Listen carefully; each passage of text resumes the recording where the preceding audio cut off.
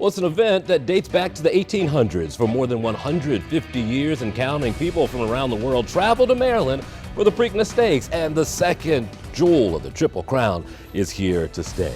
Hi everyone, I'm Jason Newton. Welcome to 11 TV Hill. There was a bit of uncertainty about the future of the Preakness here in the state. Earlier this year, Churchill Downs, a group that runs the Kentucky Derby, announced it reached an $85 million agreement to acquire the rights to the Preakness. So, the governor's office said it is exercising its right of first refusal. That means Maryland matched the offer and owns the intellectual property now. I know, it's a lot. We'll explain. Governor Moore says that the Preakness is an important piece of Maryland history and economy, and keeping the race under state control is vital. And here to answer a lot of those questions about the future of the Preakness and being here in Maryland is the president and general manager of the Maryland Jockey Club, Bill Knauf. Good to see you, man. Good to see you, This is an exciting time for horse racing in Baltimore, I would say. Certainly. Unbelievable. Tell me first, let's just talk about progress. I've gone up and down Northern Parkway every now and then, and you can see the progression, and it's pretty fast, man. It is amazing. Just to think, almost a little over a year ago, we just, we ran the last one at Pimlico, and now we're,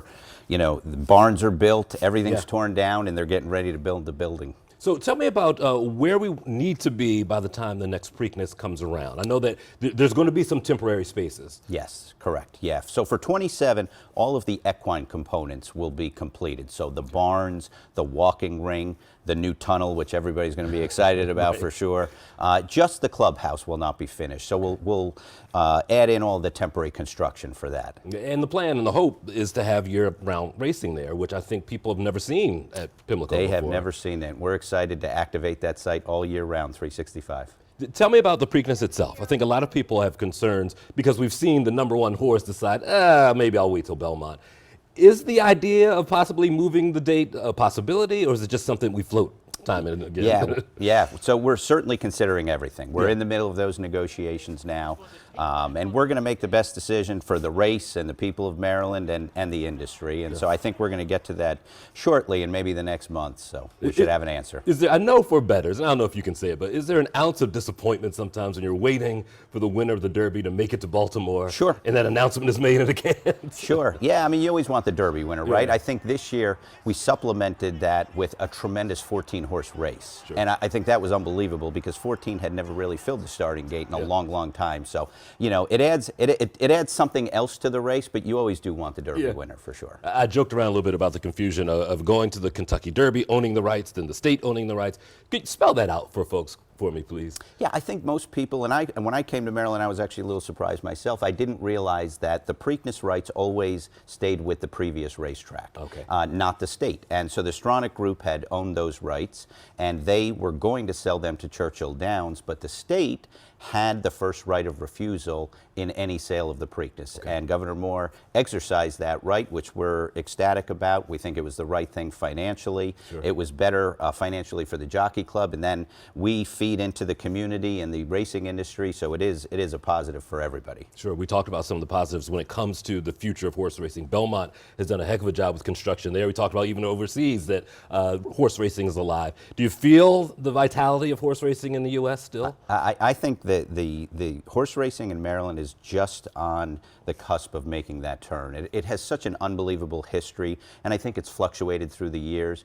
And now with the reinvestment in Pimlico and the training center and the IP, Maryland, I think, is about to explode in terms of its popularity in horse racing. You mentioned investment. I grew up on Rogers Avenue, so not far from the track. I think people are excited about not just what happens in the epicenter of this, but what may grow out of it.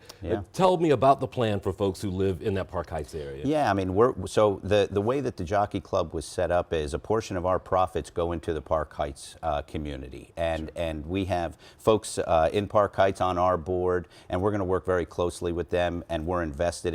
We're a nonprofit, so it's a very different model than what was done before, where a private operator was running the track. So we're basically representing the community and the industry in the state of Maryland. Is the idea also year-round for the clubhouse also? I know that was one of the ideas at the beginning. Absolutely, yeah. Pimlico is going to be our home, so we're going to run there in January all the way to December. We take off 2 months, but every part of that is going to be used. And even when we're not racing, I think we'll still do events on the site. That's what I was getting at. And yeah, we've got a great infield. Maybe we do some concerts out there, some festivals. So we're going to keep it busy. Speaking of the infield, folks were worried after Laurel. They thought the infield may not come back. That is a mainstay for the Preakness, correct? It is. It's coming back. Absolutely. Okay. Yeah, I've heard the term the people's race, and we've got to bring it back to the infield. It's all the people as well. Laurel was interesting for the fact that you were able to get some of that Preakness atmosphere. Sure, the numbers were different because of different spot, different place. Were you pleased with how that all worked out for you? It was great. I think it was just one of those unique times. You know, you got one shot to see a venue that you normally don't see on that day, and I think people really enjoyed it.